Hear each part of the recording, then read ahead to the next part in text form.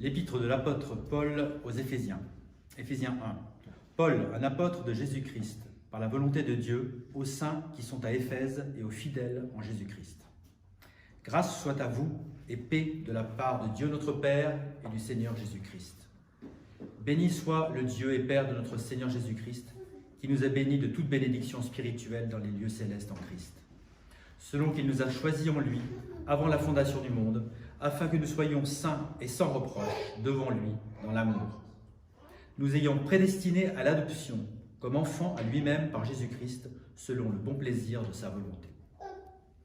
À la louange de la gloire de sa grâce, en laquelle il nous a rendus acceptables dans le bien-aimé, en qui nous avons la rédemption, par le moyen de son sang, le pardon des péchés, selon la richesse de sa grâce, en laquelle il a fait abonder envers nous en toute sagesse et prudence, nous ayons fait connaître le mystère de sa volonté, selon son bon plaisir, lequel il s'est proposé en lui-même, afin que, dans la dispensation de la plénitude des temps, il puisse recueillir ensemble, en un, toutes choses en Christ, tant celles qui sont dans le ciel et celles qui sont sur la terre, c'est-à-dire en lui.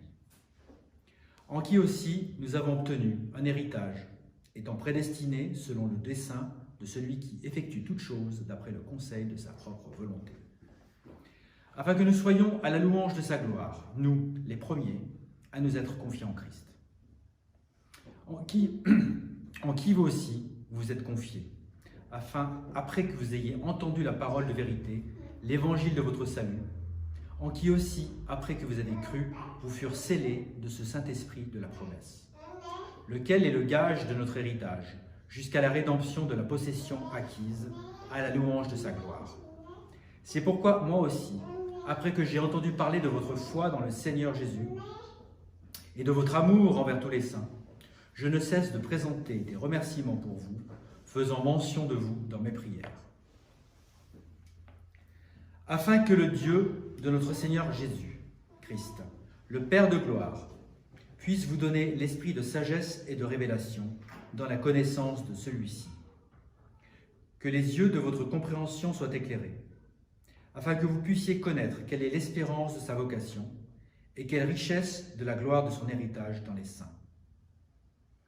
Et quelle est l'excessive grandeur de son pouvoir envers nous qui croyons, selon l'efficacité de son puissant pouvoir, lequel il effectua en Christ, lorsqu'il le ressuscita d'entre les morts et le plaça à sa propre main droite dans les lieux célestes, bien au-dessus de toute principauté et pouvoir et puissance et domination, et de tout nom qui est nommé non seulement dans ce monde, mais aussi dans celui qui est à venir.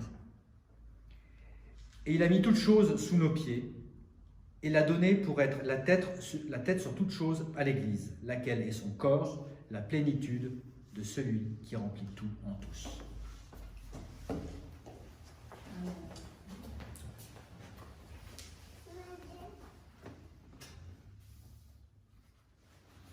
Donc le titre du message aujourd'hui, et c'est ce qu'on trouve dans le verset 3, donc vous pouvez rester dans Éphésiens chapitre 1 parce qu'on va y revenir, et c'est quand il est dit « toute bénédiction spirituelle dans les lieux célestes en Christ ». Donc aujourd'hui on va parler de cette notion de toute bénédiction spirituelle dans les lieux célestes en Christ. Donc je vais relire Éphésiens chapitre 1 des versets 1 à 3, qui nous dit « Paul, un apôtre de Jésus-Christ par la volonté de Dieu, aux saints qui sont à Éphèse et aux fidèles en Christ Jésus. Grâce soit à vous et paix de la part de Dieu notre Père et du Seigneur Jésus-Christ. Béni soit le Dieu et Père de notre Seigneur Jésus-Christ, qui nous a bénis de toute bénédiction spirituelle dans les lieux célestes en Christ. » Donc on va voir cette notion, et je voulais faire vraiment un message complet sur cette notion parce que c'est vraiment profond et ça mérite un message complet. Et en fait, Éphésiens chapitre 1, je vais sûrement le diviser en 3 parties. Donc aujourd'hui, on va parler de toute bénédiction spirituelle en Christ, ça permettra d'introduire la suite. Et la prochaine fois, on va parler vraiment de cette notion de prédestination, élection, parce que c'est un sujet important aussi qui est beaucoup perverti et dont parle beaucoup Éphésiens chapitre 1. Donc c'est pareil, je consacrerai un message sur cela et puis après on verra pour la prochaine fois. Donc aujourd'hui on va vraiment parler de cette notion de toute bénédiction spirituelle dans les lieux célestes en Christ.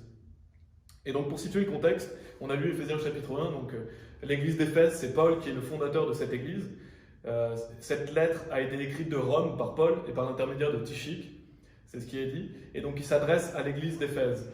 Et on a dans Actes chapitre 18, si vous voulez relire Actes chapitre 18, 19 et 20, on a justement le travail missionnaire que Paul avait effectué à Éphèse, et donc il avait prêché l'évangile, et donc il a établi une église là-bas.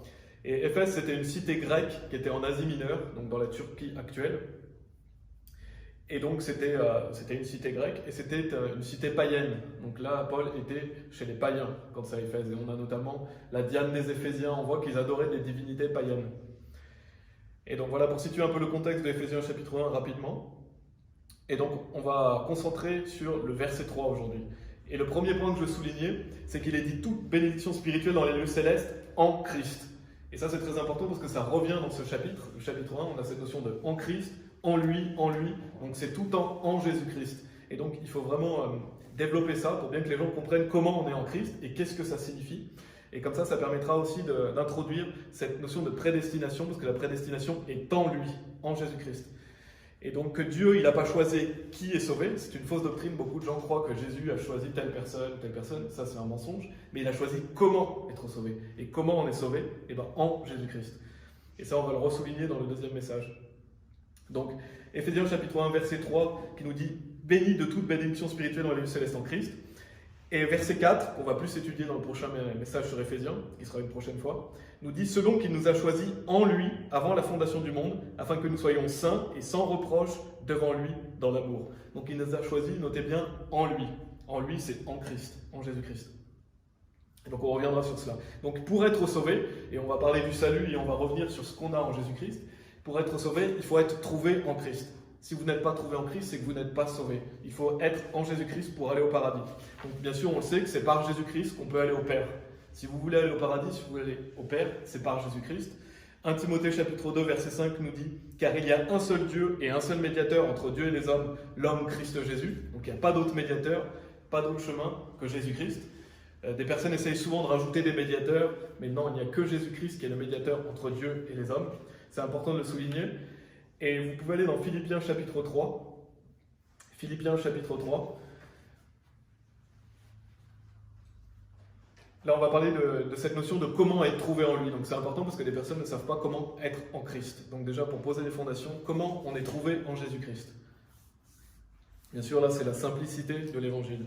Donc dans Philippiens chapitre 3, versets 8 et 9, Paul nous parle et nous dit « Oui, sans aucun doute, et j'estime toute chose comme perte pour l'excellence de la connaissance de Christ Jésus, mon Seigneur, pour qui j'ai souffert la perte de toutes choses et les estime comme des excréments, afin que je puisse gagner Christ, et d'être trouvé en lui, n'ayant pas ma propre droiture, laquelle est de la loi, mais celle qui est par le moyen de la foi de Christ, la droiture, laquelle est de Dieu par la foi. » Donc on voit qu'il dit être trouvé en lui.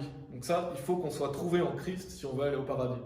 Et être trouvé en Christ, c'est pas par ma propre droiture, laquelle est de la loi, c'est pas par mes bonnes actions, c'est pas ce que je vais faire moi. Et c'est là où le problème de beaucoup de personnes qui se disent chrétiennes, qui veulent essayer de gagner leur propre chemin au paradis, c'est pas par ma propre droiture, c'est pas par la loi, donc c'est pas par votre baptême, c'est pas parce que vous allez changer de vie, c'est pas parce que vous allez suivre Jésus-Christ.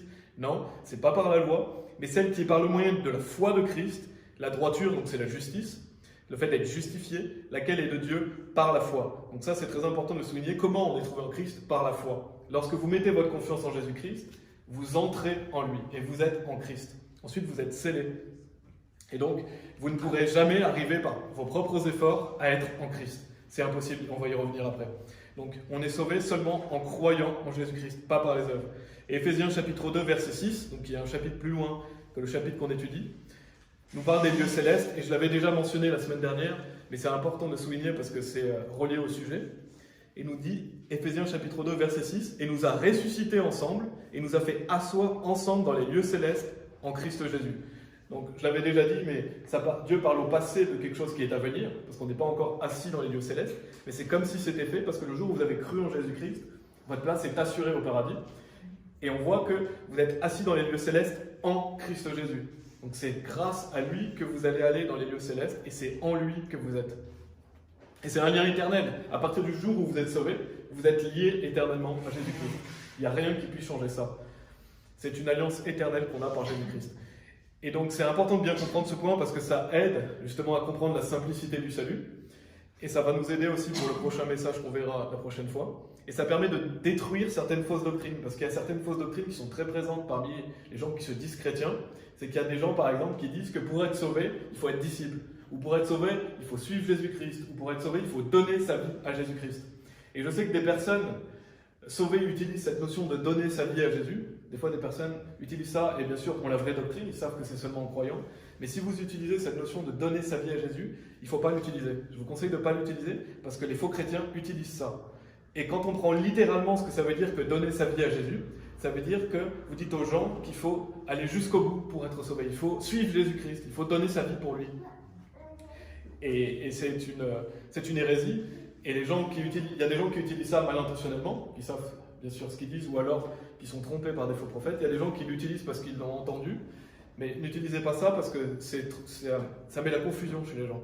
Parce que si vous leur dites qu'il faut donner sa vie à Jésus, vous leur dites, voilà, vous devez suivre Jésus-Christ, vous devez changer de vie pour être sauvé. Et ça, c'est un salut par les œuvres. Parce qu'en fait, c'est même tout l'inverse. C'est pas donner sa vie à Jésus pour être sauvé, c'est croire en celui qui a donné sa vie pour nous. Parce que c'est pas à vous de donner votre vie à Christ, c'est Christ qui a donné sa vie pour vous. Et donc, ça, c'est les faux prophètes qui ont inversé l'évangile, encore une fois. Et Romains chapitre 5, verset 8, bien sûr, qui est célèbre, nous dit mais Dieu dirige son amour vers nous en ce que pendant que nous étions encore pécheurs, Christ mourut pour nous. Donc, qui est mort pour vous? C'est Jésus. C'est pas à vous de mourir pour Christ. Et sinon, après, ça peut aller très loin. Même, par exemple, aux Philippines, les gens vont se faire crucifier en croyant qu'ils vont être sauvés comme ça. Et eux, ils vont vraiment littéralement jusqu'au bout. Ils veulent donner leur vie à Jésus. Et ça, c'est un mensonge.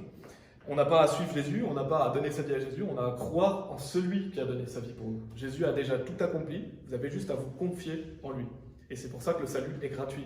Jésus a déjà payé notre condamnation. Et on peut prendre l'exemple d'un bateau, parce que je vais parler de cette notion de bateau, en voyant plusieurs histoires dans l'Ancien Testament et aussi un verset dans le Nouveau Testament. Mais en fait, pour être sauvé, il faut monter dans le bateau, donc qui est Jésus-Christ. Il ne faut pas suivre le bateau, il ne faut pas le suivre à la nage.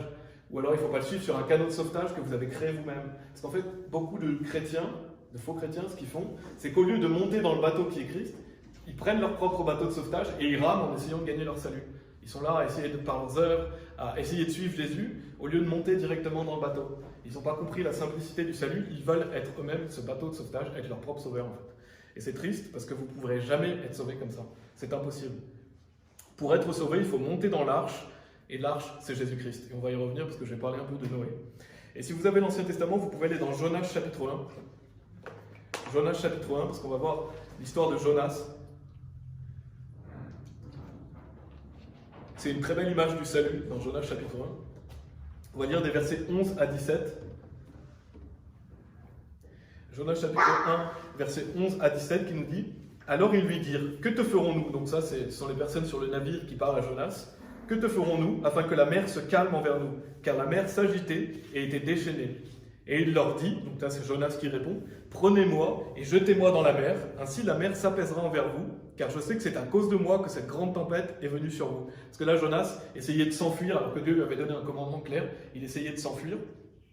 Et il est dit, néanmoins les hommes ramaient fort pour gagner la terre, mais ils ne le purent parce que la mer s'agitait et se déchaînait contre eux. C'est pourquoi ils crièrent au Seigneur et dirent, « Nous te supplions, ô Seigneur, nous te supplions, ne nous laisse pas périr à cause de la vie de cet homme, et ne mets pas sur nous le sang innocent, car toi, ô Seigneur, tu as fait comme il t'a plu. » Alors ils prirent Jonas et le jetèrent dans la mer, et la mer s'arrêta de son impétuosité. Alors les hommes craignirent extrêmement le Seigneur et offrirent un sacrifice au Seigneur et firent des vœux. Or le Seigneur prépara un grand poisson pour engloutir Jonas, et Jonas fut dans le ventre du poisson 3 jours et 3 nuits. Donc c'est assez célèbre ce passage. On voit que Jonas va aller dans le ventre du poisson. C'est une baleine, et ça symbolise le fait que Jésus-Christ va aller en enfer pour nous pendant 3 jours et 3 nuits. Et donc ici dans l'histoire, on a Jonas qui symbolise Jésus-Christ. Bien sûr pas pour tout, mais certains points nous pointent vers Jésus-Christ. Et on a aussi les hommes qui représentent l'humanité, donc les hommes qui sont sur le navire. Et on a la mer qui s'agitait qui représente le jugement de Dieu, donc la condamnation de Dieu, la punition de Dieu, le jugement de Dieu sur les péchés. Et donc on voit ici que Jonas, il caractérise Jésus-Christ parce qu'il doit être sacrifié, donc il doit être jeté en dehors du bateau afin que les autres puissent être sauvés. Ça symbolise le sacrifice de Jésus-Christ qui a dû être sacrifié pour nous, et en plus qui a dû aller en enfer comme Jonas a été pris par le poisson, et qui symbolise le fait que Jésus va aller en enfer pour nos péchés. Et donc on voit ici que le seul moyen d'apaiser cette mer qui s'agite, donc le jugement de Dieu, c'est le sacrifice de Jonas. De même que le seul moyen pour nous d'accéder au paradis et d'être pardonnés de nos péchés, de ne plus avoir la condamnation de Dieu sur nous, c'est que Jésus-Christ se soit sacrifié pour nous. Et c'est intéressant de noter, je ne sais pas si vous l'aviez vu, mais il est dit « néanmoins les hommes ». Donc après avoir entendu, parce qu'ils vont demander qu'est-ce qu'il faut faire, Jonas va leur dire « voilà, il faut que je sois sacrifié ». Donc c'est comme nous quand on dit aux personnes « voilà, Jésus-Christ a été sacrifié pour vous, croyez en lui ». Et ils ont entendu quelque part la bonne nouvelle, parce que c'est un symbole. Et qu'est-ce que vont faire les hommes, au lieu de faire ça en premier lieu? Et bien néanmoins les hommes ramaient fort pour gagner la terre, mais ils ne le purent, parce que la mer s'agitait et se déchaînait contre eux. Donc qu'est-ce qu'ils vont faire? Essayer de se sauver eux-mêmes. Ils vont monter dans leur bateau, ils vont essayer de ramer, et essayer en fait de gagner leur place au paradis. En fait ça symbolise le fait que la plupart des gens font des œuvres pour aller au paradis. Et quelle est la conséquence de ça? Ils ne le purent, ils ne peuvent pas. Parce que c'est impossible de se sauver par ses œuvres. Donc cette merveilleuse histoire symbolise le fait que personne ne peut gagner son salut par ses œuvres. Et le seul moyen, c'est le sacrifice de Jésus-Christ. Et donc la mer s'agitait et se déchaînait contre eux parce qu'on ne peut pas apaiser Dieu par nos bonnes actions. Il n'y a que le sacrifice de Jésus-Christ qui fait qu'on peut être en paix avec Dieu. Et donc après, bien sûr, qu'est-ce qu'ils vont faire? Ils vont prendre Jonas, ils vont le jeter dans la mer. Et qu'est-ce qui se passe? La mer s'arrêta de son impétuosité. Donc ça symbolise le fait que lorsque vous avez cru en Jésus-Christ, la colère de Dieu n'est plus sur vous, vous êtes en paix avec Dieu, grâce à Jésus-Christ. Donc c'est vraiment une histoire qui nous pointe vers Jésus-Christ, vers le fait qu'il va être sacrifié pour nous, vers le fait qu'il va aller en enfer, et le fait aussi qu'on ne peut pas se sauver par ses œuvres. Et que même si on met tous les efforts possibles, c'est impossible puisque nous sommes toujours imparfaits, nous avons des péchés, et nous devons être pardonnés. Et justement, ces hommes qui essayaient de gagner la terre, en fait, cette terre, ça symbolise la terre promise, le paradis. On ne peut pas atteindre la terre promise, on ne peut pas atteindre le paradis par ses propres efforts, on peut y aller uniquement par Jésus-Christ. Donc c'est vraiment une belle histoire qui nous montre justement la simplicité du salut et comment on peut être pardonné. Et bien sûr, dans Jean chapitre 3, verset 36, la Bible nous dit « Celui qui croit au Fils a la vie éternelle, et celui qui ne croit pas le Fils ne verra pas la vie, mais le courroux de Dieu demeure sur lui. » Donc quelqu'un qui n'est pas sauvé, le courroux de Dieu demeure sur lui. Comment ça peut être apaisé? En croyant en Jésus-Christ. Là, après, vous êtes en paix avec Dieu, et on voit, comme il est dit dans cette histoire, que la mer s'arrêta de son impétuosité, et Jonas avait dit « Ainsi la mer s'apaisera envers vous. » Vous êtes en paix avec le Père, vous êtes en paix avec Dieu. Et on a dans Actes chapitre 27, je vais simplement mentionner un verset. Je ne sais pas si vous avez l'Ancien Testament encore une fois, mais allez dans Genèse chapitre 6, si vous l'avez. Et Actes chapitre 27, donc c'est une histoire qui est pareil avec un navire, mais cette fois-ci c'est Paul. Et Paul parle aux personnes sur le bateau, il est en route pour l'Italie, il va arriver une tempête. Et donc il est dit au verset 22, « Et maintenant je vous exhorte à avoir bon courage, car il n'y aura aucune perte de vie humaine parmi vous, sauf du navire. » Donc Paul leur dit, voilà, aucun homme ne va mourir, seulement le navire. Et peut-être que je me trompe à ce sujet, mais en tout cas moi je le prends comme sauf du navire, c'est-à-dire Jésus-Christ, parce que Jésus-Christ est notre arche. Donc le seul qui va se sacrifier, c'est le navire, c'est Jésus-Christ.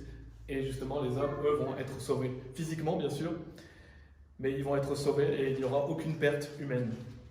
C'est le navire qui va être sacrifié, comme Jésus-Christ est notre bateau, il est notre arche. Et bien sûr, donc ce meilleur exemple qu'on peut avoir du bateau, c'est l'arche. Et c'est là que je vais aller dans Genèse chapitre 6, parler un peu de l'histoire de Noé, parce que ça représente bien le fait d'être en Christ. Là, on est en train de parler d'être en Christ, et l'arche représente le fait d'être en Christ. Donc Dieu va dire à Noé de fabriquer une arche parce que Dieu va punir le monde dans lequel il vivait parce que le monde était malfaisant.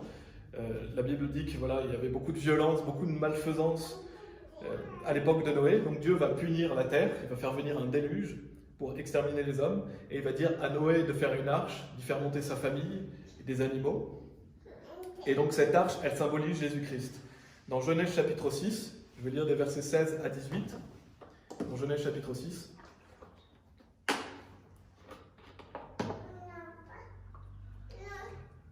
Il est dit, tu feras une fenêtre à l'arche. Donc c'est Dieu qui donne des indications à Noé. Tu feras une fenêtre à l'arche et tu l'achèveras d'une coudée par le haut et tu placeras la porte de l'arche sur son côté. Tu la feras avec un étage inférieur, un second et un troisième. Et voici moi-même, je vais faire venir un déluge d'eau sur la terre pour détruire toute chair en laquelle il y a souffle de vie au-dessous du ciel. Et toute tête qui est sur la terre mourra. Mais avec toi, j'établirai mon alliance. Et tu entreras dans l'arche, toi, tes fils, ta femme et les femmes de tes fils avec toi. Et donc on voit qu'il y avait une porte à l'arche. Et bien sûr, qui est la porte? C'est Jésus-Christ. Jésus nous dit, je suis la porte. Si un homme entre par moi, il entrera et sortira et trouvera du pâturage. Donc la porte pour le paradis, c'est Jésus-Christ. Et il y avait une porte pour rentrer dans l'arche. C'était la porte que Dieu avait dit à Noé de faire. Ça symbolise déjà le fait qu'il n'y a qu'une seule porte. Et donc quand vous entrez par cette porte qui est Jésus-Christ, vous entrez dans l'arche. Et en fait, notre arche spirituelle, c'est Jésus. Lorsque vous croyez en Jésus, vous rentrez en Christ. Et donc, on voit qu'il y avait une fenêtre, parce qu'il est dit, tu feras une fenêtre à l'arche et tu l'achèveras d'une coudée par le haut, mais qui était petite. Personne ne pouvait partir par cette fenêtre, elle faisait 45 cm environ. Donc on voit que le seul moyen de rentrer dans l'arche, c'était par la porte. Et donc, on a dans Hébreux chapitre 11, qui nous parle de Noé, Hébreux chapitre 11, verset 7, qui est dit « Par la foi, Noé, étant averti par Dieu des choses qui n'avaient pas encore été vues, poussé par la crainte, prépara une arche pour le salut de sa maison, par laquelle il condamna le monde et devint héritier de la droiture qui est par la foi. » Donc là, ça parle du salut physique de Noé et de sa famille, parce que Dieu allait le sauver physiquement du déluge. Mais ça peut symboliser donc le fait que lorsqu'on rentre dans l'arche spirituelle qui est Jésus, donc en rentrant par la porte, en croyant en Jésus-Christ, on est en lui et on est donc sauvé de l'enfer, on est sauvé de la condamnation, tout comme Noé était sauvé de la condamnation par le déluge. Et donc on voit le fait qu'il faut rentrer en Christ pour être sauvé de l'enfer. Donc ça c'était Genèse chapitre 6, au verset 18 que j'ai lu, il est dit aussi « Mais avec toi j'établirai mon alliance, et tu entreras dans l'arche, toi, tes fils, ta femme et les femmes de tes fils avec toi. » Donc on voit qu'il y a une alliance. Et quand on rentre dans l'arche spirituelle qui est Jésus-Christ, on a une alliance éternelle avec Dieu. On est en paix avec Dieu. Et c'est Hébreux chapitre 13, verset 20 qui nous dit « Or que le Dieu de paix qui a ramené d'entre les morts notre Seigneur Jésus, ce grand berger des moutons, au moyen de sang de l'alliance sempiternelle. » Donc par le sang de Jésus-Christ, il y a une alliance éternelle en Dieu. Et donc, de même, Dieu avait établi une alliance avec Noé. Et donc nous devons rentrer en Christ et nous sommes dans cette alliance éternelle. Et je ne sais pas si vous aviez souligné, mais donc on a vu Genèse chapitre 6. Un chapitre plus loin, c'est Genèse chapitre 7. Il est dit au verset 16, « Et ceux qui entrèrent mâles et femelles de toute chair, comme Dieu lui avait commandé. » Donc Noé va faire comme Dieu lui avait dit. Et il est dit, « Et le Seigneur l'enferma. » Donc qui c'est qui ferme la porte? C'est Dieu. Donc ça symbolise quoi? Ça symbolise le fait que c'est Dieu qui nous promet la sécurité éternelle. C'est Dieu qui est fidèle. C'est Dieu qui ferme la porte derrière Noé. Et donc ça symbolise le fait que le salut est pour toujours. Une fois que vous êtes rentré dans l'arche, Dieu ferme la porte. Et vous êtes donc scellés. Il n'y a rien qui puisse changer cela. Donc ce bateau, qui est l'arche spirituelle qui est Jésus-Christ, va aller à destination. C'est terminé. Une fois que vous avez cru en Jésus-Christ, vous êtes scellés du Saint-Esprit. Dieu ferme la porte. Dieu est fidèle. Donc on ne peut pas perdre le salut. Les personnes qui croient perdre le salut ne sont pas montées sur ce bateau. Ils n'ont pas eu confiance en Jésus-Christ. Donc il y a beaucoup d'images à travers l'histoire de Noé. Bien sûr, c'est quelque chose qui s'est passé vraiment, qui était physique comme l'histoire de Jonas, mais ça nous pointe vers des choses spirituelles. Et donc on est ainsi sauvé de la condamnation qui est sur les hommes. C'est Dieu qui ferme la porte. Donc, qu'est-ce que ça symbolise pour résumer l'histoire de Noé? Qu'on doit entrer par Jésus par la foi, comme Noé a dû croire aux promesses de Dieu. Il a fait les choses par la foi, donc nous, on est sauvés par la foi. On est en Christ, comme Noé a été dans l'arche. On est sauvé de la condamnation de l'enfer, comme Noé a été sauvé du déluge. Et c'est Dieu qui nous garde éternellement, comme Dieu avait fermé la porte de l'arche. Donc ça, c'est cette notion d'être en Christ. C'est le premier point, je voulais souligner la notion d'être en Christ. Et bien sûr, lorsqu'on est en Christ, on appartient à Dieu. Vous pouvez aller dans Galates chapitre 2, verset 20. Donc juste un peu avant Éphésiens. Galates chapitre 2, verset 20. En attendant, je vais lire Romains chapitre 14, verset 8, qui nous dit « Car soit que nous vivions, nous vivons au Seigneur, et soit que nous mourions, nous mourrons au Seigneur. Soit donc que nous vivions ou que nous mourions, nous appartenons au Seigneur. » Donc en fait, Dieu nous dit qu'on soit vivant ou qu'on soit mort, on appartient à Dieu. Donc une fois que vous êtes sauvé, vous lui appartenez. Bien sûr, la Bible dit que vous êtes dans la main de Dieu, et il n'y a rien qui puisse changer ça. Dieu, en fait, vous appartenez directement à Dieu. Vous êtes en Christ. Et Galates chapitre 2, verset 20, pour finir ce premier point, nous dit que Christ est en nous. Non seulement vous êtes en Christ, mais Christ est en vous aussi. Galates chapitre 2, verset 20 nous dit « Je suis crucifié avec Christ, néanmoins je vis, cependant pas moi, mais Christ vit en moi, et la vie que je vis maintenant dans la chair, je la vis par la foi du Fils de Dieu, qui m'a aimé et s'est donné lui-même pour moi. » Donc vous avez été crucifié avec Christ, parce que votre ancien homme a été crucifié avec lui, votre péché a été pardonné. Néanmoins je vis, vous êtes toujours vivant, mais c'est plus vous qui vivez, mais c'est Christ qui vit en vous. Donc il vous faut marcher par l'Esprit, mais Christ vit en vous. Donc ça, c'est cette notion d'être en Christ. Et on verra la semaine prochaine justement qu'on est choisi en lui. Donc c'est par Jésus-Christ qu'on est sauvé, et une fois qu'on est en lui, on l'est pour l'éternité. Maintenant, on va voir cette notion de toute bénédiction spirituelle dans les lieux célestes. toute bénédiction spirituelle dans les lieux célestes, qui est dans Éphésiens chapitre 1, verset 3. Donc déjà, bien sûr, on a quelle bénédiction quand on est en Christ? C'est le fait qu'on va aller au paradis, c'est le fait qu'on va avoir la gloire de Dieu, donc grâce à Jésus-Christ, on va aller au Père. Et donc Dieu nous dit qu'on est béni de toute bénédiction spirituelle. Donc en fait, en Jésus-Christ, on a tout. On a tous les trésors, on a tout ce qu'on a besoin en Jésus-Christ. Tout est en Jésus-Christ. Et en plus, il est dit, nous a bénis. Donc encore une fois, Dieu parle au passé. C'est du passé composé, comme quand il dit, nous a fait asseoir ensemble dans les lieux célestes. Donc c'est quelque chose qui nous attend déjà. En fait, c'est déjà fait. À partir du moment où vous avez cru en Jésus-Christ, vous avez déjà toutes ces bénédictions dans les lieux célestes en Christ. Et dans Colossiens chapitre 1, si vous voulez aller dans Colossiens, vous pouvez. Colossiens chapitre 1, je vais lire un verset, et Colossiens chapitre 2, pour cette notion que tout est en Christ. Colossiens chapitre 1, verset 5, qui nous dit « Pour l'espérance qui est amassée pour vous au ciel, duquel vous avez déjà entendu parler dans la parole de la vérité et de l'évangile. » Donc c'est notre espérance qui est amassée pour nous au ciel. Et Colossiens chapitre 2, versets 2 et 3 nous dit, donc un chapitre plus loin, versets 2 et 3, « Afin que les cœurs puissent être réconfortés, étant noués ensemble dans l'amour, et vers toute la richesse de la pleine assurance de compréhension, à la reconnaissance du mystère de Dieu et du Père et de Christ, en qui sont cachés tous les trésors de sagesse et de connaissance. » En Jésus, on a tous les trésors qu'on a besoin de sagesse et de connaissance. En Jésus-Christ, on a tout. Et Romains chapitre 8, verset 32 aussi, qui parle de cette notion d'avoir toute chose en Christ. Romains chapitre 8, verset 32 nous dit « Lui qui n'épargna pas son propre Fils, mais le livra pour nous tous, comment ne devrait-il pas avec lui aussi nous donner gratuitement toutes choses ?» Donc en Jésus-Christ, on a gratuitement tout ce qu'on a besoin. Dieu nous donne toutes choses en Jésus-Christ.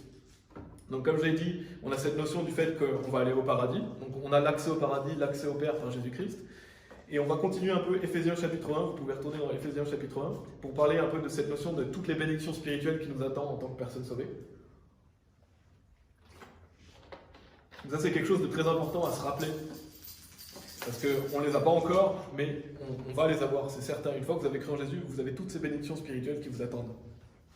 Ça symbolise déjà le fait d'aller au paradis, ça symbolise déjà le fait que vous allez vivre dans la joie, dans la paix éternelle, qu'il n'y aura plus de souffrance, plus de péché, plus de mal. Ça, c'est une certitude, vous allez aller dans ce lieu parfait. Et donc dans Éphésiens chapitre 1, à la suite du verset 3, et on va revenir sur ces versets dans le prochain message sur Éphésiens, on a des versets 4 à 6. J'ai déjà lu le 4, je vais lire donc les versets 4 à 6, qui nous dit « Selon qui nous a choisis en lui, avant la fondation du monde, afin que nous soyons saints et sans reproche devant lui dans l'amour, nous ayant prédestinés à l'adoption comme enfants à lui-même par Jésus-Christ, selon le bon plaisir de sa volonté, à la louange de la gloire de sa grâce, en laquelle il nous a rendus acceptables dans le bien-aimé. » Donc on a plusieurs notions dans ces versets, et on reviendra sur ces versets, mais il est dit qu'on est saints et sans reproche. Donc ça, ce sont les bénédictions spirituelles dans les lieux célestes. On est saints et sans reproche, ce qui nous permet d'aller au paradis, parce que pour aller au paradis, il faut être saint et sans reproche. Il est dit aussi que nous ayant prédestinés à l'adoption comme enfants à lui-même, on est enfants de Dieu, et donc on est adopté dans la famille de Dieu, et on est rendu acceptable dans le bien-aimé. Donc ça, ce sont des bénédictions spirituelles, saints, sans reproche, enfants de Dieu et acceptables. Ça, c'est ce qui nous permet aussi d'aller au paradis, et donc de vivre prochainement dans le royaume de Dieu. Parce que pour vivre dans le royaume de Dieu, il faut être saint, il faut être sans reproche. Et bien sûr, il faut être enfant de Dieu et acceptable. Et dans Éphésiens, on va continuer Éphésiens chapitre 1, vous avez aussi les versets 10 à 11. Donc là, on a vu les versets 4 à 6, pour parler des bénédictions spirituelles dans les lieux célestes. Et des versets 10 à 11, il est dit « Afin que dans la dispensation de la plénitude des temps, ils puissent recueillir ensemble en un toutes choses en Christ, tant celles qui sont au ciel et celles qui sont sur la terre, c'est-à-dire en lui, en qui aussi nous avons obtenu un patrimoine, étant prédestinés selon le dessein de celui qui effectue toutes choses, d'après le conseil de sa propre volonté. » Et donc je reviendrai sur cette notion de prédestination la prochaine fois, mais notez qu'il a encore dit « c'est-à-dire en lui ». Donc Dieu nous dit en lui, en Christ. Donc ça symbolise bien le fait qu'il faut être en lui et c'est grâce à lui qu'on a tout ça. Et donc il est dit qu'ils puissent recueillir ensemble en un toutes choses en Christ. Donc en fait on est recueillis ensemble en Christ. Et j'aime beaucoup cette notion de justement d'être recueillis ensemble en un toutes choses en Christ. Donc ça symbolise vraiment aussi l'enlèvement. Lorsque Jésus-Christ va venir, il va nous enlever ensemble. Et c'est ce qui est dit dans 2 Thessaloniciens chapitre 2 verset 1. Qui parle justement de l'enlèvement, où il est dit « Or nous vous implorons, frères, par la venue de notre Seigneur Jésus-Christ et par notre rassemblement à lui. » Donc Dieu va nous rassembler. Donc ceux qui sont vivants seront changés, ceux qui sont morts seront ressuscités, mais il nous rassemble à lui. Et donc c'est comme le fait d'être recueillis ensemble en Christ. Ça fait penser comme un grand champ de fleurs. Le jardinier arrive, il prend toutes les fleurs et il les recueille en même temps. En fait, c'est ce que Dieu va faire. Il va recueillir tous ses enfants et on sera tous, justement, en un, toute chose en Christ. Et donc il est dit, ça c'est ce qui est dit au verset 10, mais il est dit aussi, en qui aussi nous avons obtenu un patrimoine. Donc en fait, en Christ, on a tout un héritage qui nous attend. Dans Colossiens, il y a une notion de l'héritage des saints dans la lumière. Donc l'héritage qu'on aura en tant que personne sauvée. Tout notre héritage qu'on a en Jésus-Christ en fait. La Bible dit qu'on est héritier de Dieu et co-héritier avec Christ. Donc nous allons vivre éternellement dans le royaume de Jésus-Christ et nous serons co-héritiers avec Christ. Après, bien sûr, il y aura des personnes à différents rôles en fonction des œuvres que vous aurez faites. Ça, c'est pas le sujet, mais il y a des personnes qui auront plus ou moins d'autorité en fonction de leurs œuvres. Mais tous les chrétiens vont vivre dans le royaume de Dieu et vont être héritiers de Dieu. Et bien sûr, une autre bénédiction spirituelle en Christ qu'on a, c'est le fait qu'on aura une promesse d'une résurrection. On aura un nouveau corps de gloire. Et donc on sera à l'image de Jésus-Christ. Ça, c'est une des bénédictions spirituelles d'être en Christ. On a la promesse de ressusciter dans un corps de gloire et d'être à l'image de Jésus-Christ. Donc ça, en fait, ça aide vraiment à relativiser toutes nos souffrances, toutes les maladies qu'on peut avoir, toutes les difficultés dans notre vie. On doit toujours se rappeler, c'est vrai, un jour je vais avoir un nouveau corps, c'est vrai, je vais aller au paradis, je suis en Christ. J'ai toutes les bénédictions spirituelles dans les lieux célestes en Christ. Donc ça aide dans notre vie sur terre, parce que notre vie sur terre n'est pas facile, mais ça aide à justement garder les yeux fixés sur l'éternité et de savoir qu'on a une cité, on a une maison qui nous attend et qu'ici c'est temporaire. Et vous pouvez aller dans Romains chapitre 8. Donc là, pour le reste des versets, on va rester dans Romains chapitre 8. Je vous invite à y aller si vous voulez. Une des choses importantes à garder à l'esprit, c'est qu'on va être délivré de ce corps de chair. Dieu soit loué, un jour on n'aura plus ce corps de chair. On n'aura plus ce corps qui a des maladies, des problèmes physiques, des difficultés. Un jour ce sera terminé, on aura la rédemption de notre corps de chair. Et dans Romains chapitre 8, on va lire des versets 18 à 25. Et je vais commenter quelques versets. Romains chapitre 8, versets 18 à 25. Parce que ça, ce sont les bénédictions spirituelles que Dieu nous donne, qu'on a en Jésus-Christ. Donc verset 18, il est dit « Car j'estime que les souffrances de ce temps présent ne sont pas dignes d'être comparées avec la gloire qui sera révélée en nous. » Donc là, Paul vraiment compare le fait, toutes les souffrances du moment présent, toutes les difficultés qu'on peut avoir, avec la gloire qui sera révélée en nous. Et nous, on ne doit pas se focaliser sur toutes les difficultés qu'on a actuellement, toutes les souffrances de ce temps présent, mais on doit se focaliser sur la gloire qui sera révélée en nous. Donc on voit les oppositions, bien sûr, parce que cette vie terrestre est difficile, mais ensuite nous vivrons dans la gloire de Dieu, nous serons glorifiés en Jésus-Christ. Donc c'est par la foi qu'il faut regarder ces choses-là. Par la foi, on doit regarder à cette gloire qui nous attend, pour justement ne pas être focalisé sur les souffrances de ce temps présent. Au verset 19, il est dit « Car l'ardente expectative de la créature attend la manifestation des fils de Dieu. » Donc on voit cette manifestation des fils de Dieu, parce que quand on est sauvé, on est enfant de Dieu, mais ça n'a pas encore été manifesté. On ne voit pas le fait encore qu'on est enfant de Dieu, on est encore dans cette chair. Mais un jour, ce sera manifesté. On pourra voir visuellement la manifestation des fils de Dieu dans des corps glorifiés. On a le verset 20 et 21 qui nous parle de la créature, qui nous dit « Car la créature a été soumise à la vanité, non volontairement, mais à cause de celui qui l'a soumis dans l'espérance. Parce que la créature elle-même aussi sera délivrée de la servitude de la corruption, dans la glorieuse liberté des enfants de Dieu. » Donc on voit qu'on est dans un monde qui est justement dans la corruption, la servitude de la corruption, puisqu'il y a le péché dans le monde, il y a la mort. Si vous regardez le monde animal, le monde naturel, il y a sans arrêt un animal qui va en manger un autre, il y a de la violence, on est dans un monde corrompu, à partir du moment où le péché est rentré dans le monde, et c'est arrivé, donc après les animaux sont devenus carnivores, etc. dans le temps, mais un jour ce sera terminé. Là pour l'instant, on est sous la servitude de la corruption, il y a la mort, il y a le péché, mais la servitude de la corruption, justement, sera délivrée dans la glorieuse liberté des enfants de Dieu. Et donc, un jour, ce sera terminé, un jour, il n'y aura plus cette mort, cette violence, ce péché. On sera délivré du péché et de la mort, et le monde naturel sera délivré aussi du péché et de la mort. Au verset 22 et 23, il est dit « Car nous savons que la création entière gémit et travaille ensemble dans la douleur jusqu'à maintenant. Et non seulement eux, mais nous-mêmes aussi, qui avons les prémices de l'esprit, c'est-à-dire nous-mêmes, gémissons en nous-mêmes, attendons pour l'adoption, c'est-à-dire la rédemption de notre corps. » Donc on voit la création tout entière gémit, parce qu'il y a de la souffrance, comme j'ai dit, et de la difficulté même pour les animaux. il y a de la souffrance, il y a des combats, il y a de la violence, il y a du péché, il y a la mort, à cause du péché qui est dans le monde. Donc toute la création entière gémit, et non seulement eux, mais aussi nous-mêmes qui avons les prémices de l'Esprit, parce que nous avons les prémices de l'Esprit Saint est en nous. On a la certitude qu'on va aller au paradis, mais on gémit en nous-mêmes parce qu'on veut être délivré de ce corps physique. Dieu nous dit que ça va arriver. On attend l'adoption, la rédemption de notre corps. Donc un jour, vous serez libérés de cela, vous serez libérés, vous aurez la rédemption de votre corps. C'est une promesse de Dieu.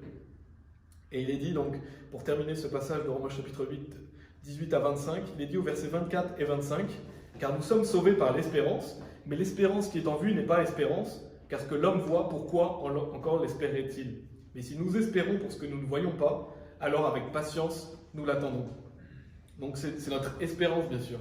Nous espérons ces choses-là, mais nous savons que ça va arriver parce que Dieu l'a promis. Donc notre espérance en Christ, quand Dieu dit quelque chose, ça va arriver. Et donc, on est certain que ça va arriver parce que c'est une promesse de Dieu. On espère dans les promesses de Dieu.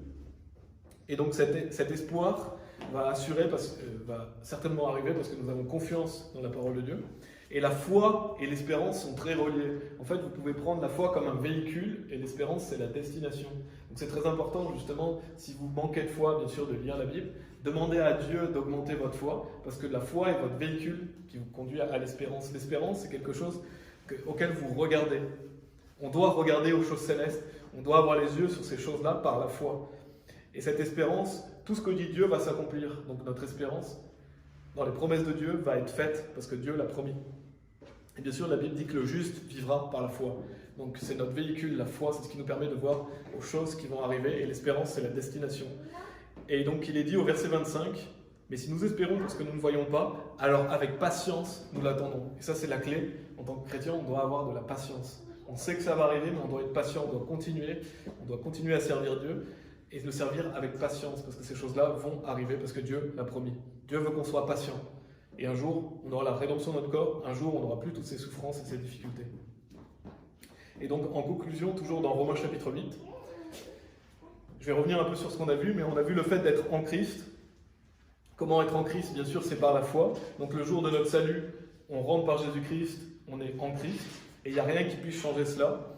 Et donc on a vu dans l'Ancien Testament, il y a justement cette notion d'être en Christ par l'arche de Noé. Donc il y avait une porte, il fallait rentrer par la porte, être dans l'arche. De même, lorsque vous avez cru en Jésus, vous rentrez dans cette arche, vous êtes sauvé de l'enfer, donc de la condamnation. Et c'est Dieu qui ferme la porte. Donc si Dieu ferme la porte, c'est que le salut est éternel. Dieu est fidèle. Et donc nous allons arriver à destination. C'est sûr qu'une fois que vous avez cru en Jésus-Christ, vous allez aller au paradis parce que vous appartenez à Dieu. Et donc vous avez toute bénédiction spirituelle dans les lieux célestes en Christ.